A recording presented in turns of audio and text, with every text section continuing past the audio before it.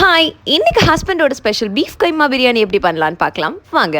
முதல்ல ஒரு பாத்திரத்தில் சூடான எண்ணெயில் நறுக்குன வெங்காயத்தை போட்டு நல்லா வதக்கிக்கோங்க.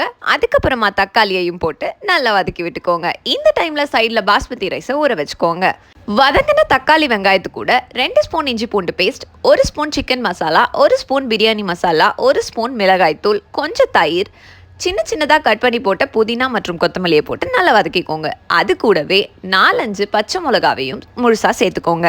அதில் ஒரு லெமனை ஸ்குவீஸ் பண்ணி விட்டுக்கோங்க. இது கூடவே பீஃப் கீமாவையும் சேர்த்து நல்லா வதக்கி விட்டு வேக வச்சுக்கோங்க. வெந்ததுக்கு அப்புறமா அரிசிக்கு அளவான தண்ணி அதில் சேர்த்து நல்லா கொதி வந்ததுக்கப்புறம் அதில் அரிசியையும் சேர்த்து நல்லா கிளறி விட்டு மூடி வச்சுருங்க.